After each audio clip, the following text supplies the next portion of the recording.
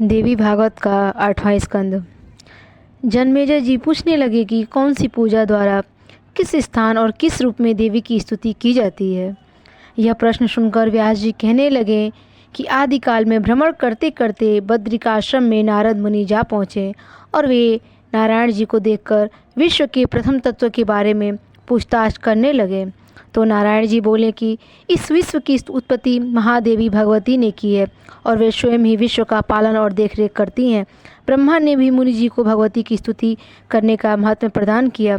भगवती की आराधना करके मुनि जी ने ज्ञान, पूजा की उत्पत्ति की, शक्ति एवं ऐश्वर्य प्राप्त किया। बराह भगवान ने धरती का उद्धार पानी से किया। मार्ग में हिरण्याक्ष ने बारह पर प्रहार कर डाला। बराह ने हिरण्याक्ष का संहार किया। उन्होंने पृथ्वी की स्थापना की, संसार की सृष्टि हुई, प्रजा बनी और संसार सृष्टि से भर गया। उर्जस्वती राजकन्या का विवाह शुक्राचार्य के साथ संपन्न हुआ।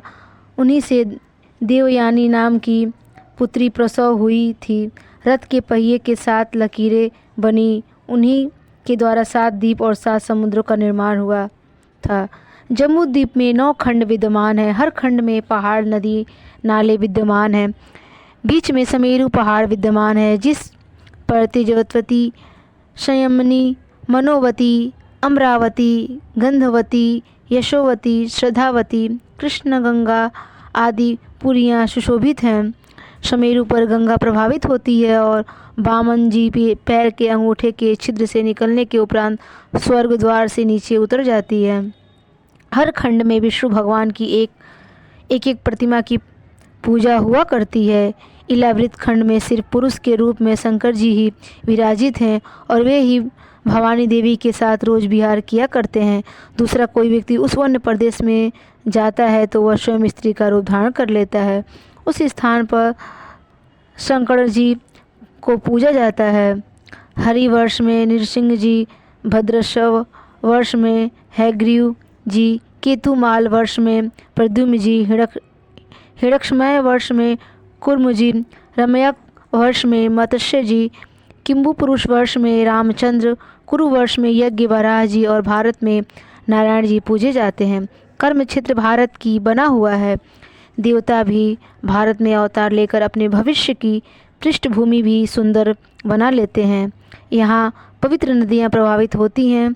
यहाँ तीर्थ क्षेत्र हैं। यही मानव मोक्ष प्राप्त कर सकता है। धरती के मंडल के नीचे ये 7 लोक हैं: पाताल, रसातल, महातल, तलातल, अतल, सुतल, भीतल। उन लोकों में स्वर्ग से भी अधिक सुख दानव, नाग, दैत्य आदि भोगा करते हैं। अतल में बिछायन मायाओं के ज्ञातामय बेटे बलि राज्य करते हैं। सुंदर और जवान कुमारियों का सहवास वहाँ पर हुआ करता है। वितलोक में शंकर जी हटकेश्वर के रूप में भवानी के साथ रोज विहार किया करते हैं और अपने कुल के द्वारा सोने की सरता प्रभावित करते हैं। सूतल लोक में राजा बलि राज्य करते हैं। वामन भगवान लक्ष्मी को लेकर सदैव विराजते रहते हैं। राजा बलि के दान और भक्ति के कारण ही भगवान को राजा का द्वारपाल बनना पड़ा था। कालांतर में जिस समय रावण अपनी विजय पताका फहराता हुआ सुतल लोक में जा पहुंचा तो राजा बलि ने रावण को अपने पैर के अंगूठे से 10 सहस्त्र योजन दूर फेंक दिया था।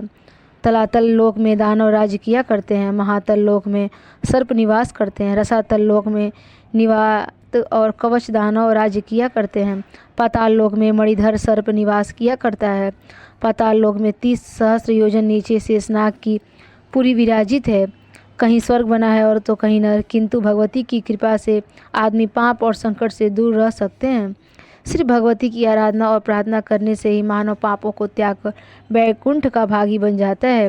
प्रतिपदा को घी से, द्वितीया को शर्करा से, तृतीया को दूध से, चतुर्थी को पुत्रों द्वारा, पंचमी को केला फल से, छठवें को शहद से, सप्तमी को गुड़ द्वारा, 8वें को नारियल द्वारा, 9वीं को मावा से, 10वीं को काले तिल के द्वारा, एकादशी को दधी द्वारा, द्वादशी को चूरा द्वारा, चतुर्थी को सतुआ द्वारा, पूर्णिमा तथा अमावस्या को खीर द्वारा, इतवार को खीर द्वारा, सोमवार को दूध द्वारा, मंगल को केले फल द्वारा, बुध को मक्खन द्वारा और बृहस्पति को लाल खांड द्वारा, शुक्र को शक्कर के द्वारा भोग लगाने से भगवती देवी प्रसन्न होती हैं। हर महीने की तृतीया तिथि को महुआ वृक्ष द्वारा स्तुति करनी चाहिए।